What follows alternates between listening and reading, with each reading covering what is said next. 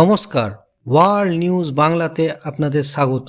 এবার দিদি সামলান, এই তিনটি শব্দ দিয়েই নিজের রাজনৈতিক ক্ষোভ উগরে দিলেন কল্যাণ বন্দ্যোপাধ্যায়। লোকসভায় তৃণমূলের মুখ্য সচেতক বা চিফ হুইপ পদ থেকে ইস্তফা দিলেন তিনি। অভিষেক বন্দ্যোপাধ্যায়কে লোকসভার দলনেতা হিসেবে ঘোষণা করার কিছুক্ষণের মধ্যেই কল্যাণের এই পদত্যাগ রাজনৈতিক মহলে ব্যাপক চাঞ্চল্য তৈরি করেছে। তৃণমূল কংগ্রেসের লোকসভা দলে এত বড় রদবদলের পরেই কল্যাণের এই সিদ্ধান্ত নিছক কাকতালীয় নয় বলেই মনে করছে পর্যবেক্ষকরা। এবার দিদি সামলান, এই বাক্যে যেন লুকিয়ে রয়েছে দীর্ঘদিনের ক্ষোভের স্ফুটন। দলের অভ্যন্তরীণ সূত্রে জানা যাচ্ছে, কল্যাণ বন্দ্যোপাধ্যায় এই সিদ্ধান্ত নিজের মর্জিতে নিয়েছেন।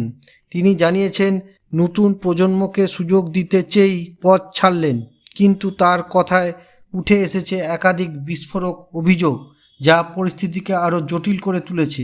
কল্যাণ স্পষ্ট ভাষায় বলেছেন, দিদি বলেছেন, আমি লোকসভায় ঠিকঠাক কাজ করছি না, কিন্তু যারা সাজুগুজু করে আসেন বা বেশিরভাগ সময় অনুপস্থিত থাকেন তাদের নিয়ে কোনো কথা হয় না।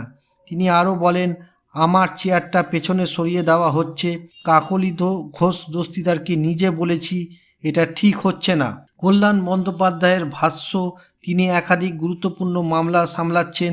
ওবিসি সংরক্ষণ, এসএসসি দুর্নীতি, সব মামলা নিয়েই ব্যস্ত থাকতে হয় তাকে। তবু দিদির কাছে তাকে অপমানিত হতে হচ্ছে। তাই আর না, এবার দিদি সামলান, এই বার্তাই যেন দিয়ে দিলেন তিনি বলেন, আমি নাকি দিদির সঙ্গে আলোচনা না করেই ডিসিশন নিই, এই অভিযোগ মানতে পারি না। দরকার হলে রাজনীতি ছেড়ে দেব। তার দাবি, মমতা বন্দ্যোপাধ্যায়ের এই অভিমানমূলক মন্তব্যই তাকে বাধ্য করেছে সরে দাঁড়াতে।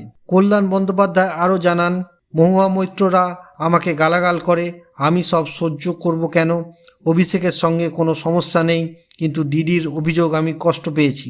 তবে এই ঘটনায় নতুন করে প্রশ্ন উঠেছে দলের অভ্যন্তরীণ সমন্বয় নিয়ে।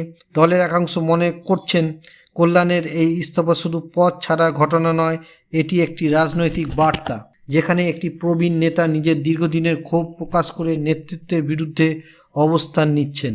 অন্যদিকে অভিষেক বন্দ্যোপাধ্যায়ের কাঁধে এখন দলীয় নেতৃত্বের বড় দায়িত্ব। তৃণমূলের তরফে জানানো হয়েছে, তিনি লোকসভায় দলের মুখ এবং সংসদীয় কৌশল নির্ধারণেও থাকবেন অগ্রণী ভূমিকায়।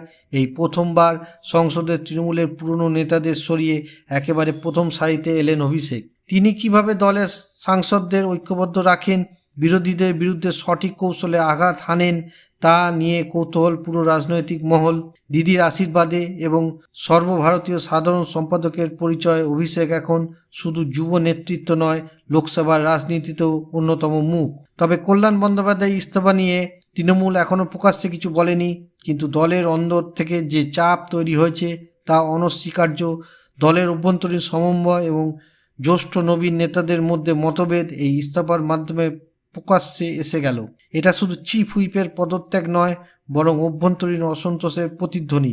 রাজনৈতিক মহলের মতে, এবার দিদি সামলান, এই তিনটি শব্দই পরবর্তীকালে তৃণমূলে অন্তর্দ্বন্দ্বের নতুন অধ্যায়ের সূচনা করতে পারে।